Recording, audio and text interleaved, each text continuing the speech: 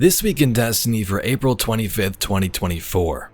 How power works in the final shape. Pantheon the Raid Gauntlet starts next week. A new modifier with no abilities arrives in PvP. The Iron Banner final week, Archie plushies, new trailers, and much more.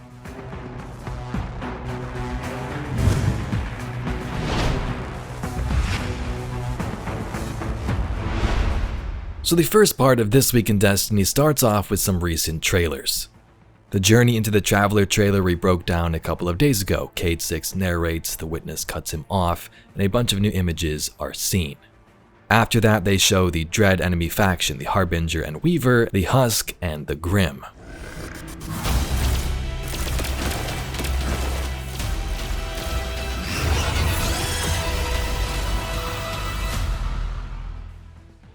A big chunk of this week's update is power and how it's going to work in the final shape.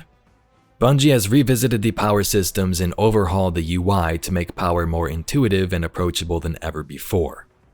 All the changes we're about to discuss were made with the following goals in mind. Power offers a meaningful progression that rewards players the real sense of getting stronger. Destiny 2 is a game you can always play with your friends, regardless of your power level. To lower the barrier to entry for Destiny 2's story content, and power should be intuitive and understandable, both for experienced and new players alike. The first news is Fireteam Power. Destiny has always been a game about playing with your friends, and now it's going to be easier than ever, no matter if you play every day or haven't played in years. The player with the highest power level in a fireteam will become the power leader, and all other players in the fireteam will be brought up to 5 power below the power leader, that is if they aren't already higher. Fireteam power only affects activity difficulty, and your unadjusted power level will still determine the power of your rewards. Being a power leader will also give you a boost to any commendations earned at the end of the activity. As you can see in the images, your power level will now be displayed next to the activity power cap right by the launch button. When your power is increased by Fireteam power, your adjusted power will take its place. So here, Soyuz BNG is the power leader and is boosting Rook BNG to 1995 power, 5 below Soyuz's power of 2000. Removing power limits from legacy gear. One problem Bungie encountered when designing Fireteam power was the limits found on older gear items. You might have noticed that as you read about Fireteam power that the adjusted power shared by the power leader would sidestep the caps on old power limited items, making it possible to ignore them. After some thinking, they came to the decision to remove power limits from all items starting in the final shape. They understand that many old limited power items have been dismantled by this point, and they regret they have no recovery mechanism for those. Going forward, they intend to reintroduce sources for most of these, updated to the modern Destiny sandbox standards with added properties such as origin traits and build crafting perks. Next up, Bungie is improving power bands to further lower the barrier to entry. In the final shape, the soft cap will only require 40 power to reach, down from the usual 150. This change should allow new lights enough time to get familiar with the core of Destiny's gear power system before stepping into the broader game without holding them back. You can also easily achieve the soft cap by playing through either difficulty of the Final Shape campaign.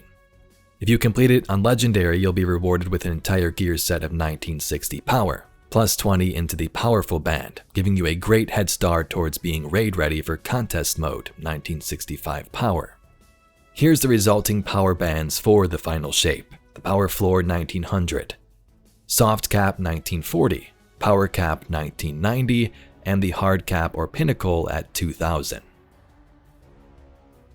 What about activity power? Beginning with the final shape, the power level of activities will become much easier to understand.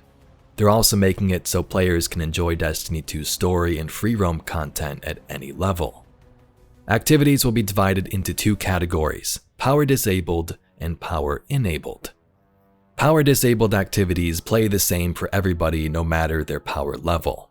Anyone at any level can jump right in and experience them to the fullest. As such, increasing your power won't change the difficulty you experience, and you can't overlevel the enemies in these activities. Power disabled activities include campaigns both on normal and legendary, seasonal story missions, free roam destinations, Crucible, and some legacy content. Power-enabled activities, by comparison, are where you grow stronger by improving your power. These each have an activity power cap, or a power level at which you have achieved maximum effectiveness. Bungie's improved the UI to show you exactly what these activity power caps are and if you've achieved them. Enemies will have a set feel for how tough they are even at a cap, but you will notice yourself getting stronger as your power level grows.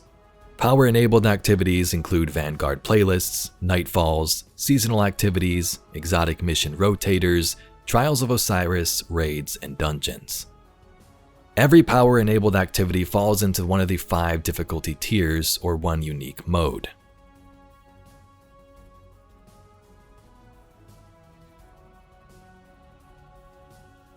Next up, Artifact Power Bonus.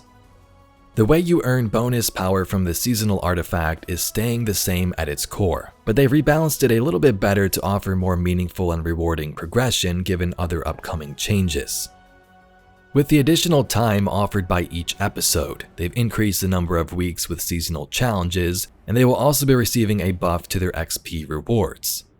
Given this, Bungie needed to make some adjustments to the XP requirements for artifact bonus power levels. The goals for the rebalance were that actively engaged players could attain similar artifact levels achieved by the end of an episode, and that artifact power remains a rewarding pursuit throughout. This next one's exciting, account-wide power. Many Guardians play Hunter, Titan, and Warlock. Personally myself, I have a Titan and a Warlock, but I main Hunter most of the time. Starting in the final shape though, the gear rewards you earn on any character will drop with a power level relative to the highest power character on your account. So level up the power of your Hunter, and when you switch over to your Titan or Warlock, the gear rewards you earn will be around your Hunter's level. The exact power of rewards will still depend on the source, but the power you earn on one character will positively influence rewards you find on your others. And lastly, reward power. For some time now, select activities such as Ritual Playlist have had a chance of dropping a powerful reward with +1 power for players between the soft cap and the powerful cap. In the final shape, we're extending this beyond those select activities to just about every reward source in Destiny 2. This change will help players gradually reach the power cap no matter what activities they choose to play, so you aren't limited to just the weekly available powerful rewards. Next Tuesday, Guardians will have a chance to face something we have never done before. Pantheon will unfold starting April 30th with 4 of the toughest bosses you've ever faced. The challenge will escalate over the coming weeks until you have to defeat 8 bosses in a row. They say you can read more details on this in the April 11th This Week in Destiny, but even then they didn't give much information. Basically, it's a raid boss gauntlet, there's new challenges, a title for it, and it sounds pretty exciting. There's also a creator challenge going on for launch. Next week, Crucible Labs will feature hardware supremacy, no abilities, and weapons only. The hardware modifier disables all abilities including movement abilities like dodge and Icarus dash, although you can still use your power jump abilities, and puts the focus on gunplay. Collect heavy and special ammo from crates, and don't forget to pick up those crests. As with all labs, they will be paying close attention to how this modifier is received, so please try it and give them your feedback. Attention Guardians, Valus Forge will be back on the tower on April 30th for one final Iron Banner before the final shape arrives. He is on better terms with Lord Shaxx lately. This refers to some of the lore found in the Brave Arsenal weapons.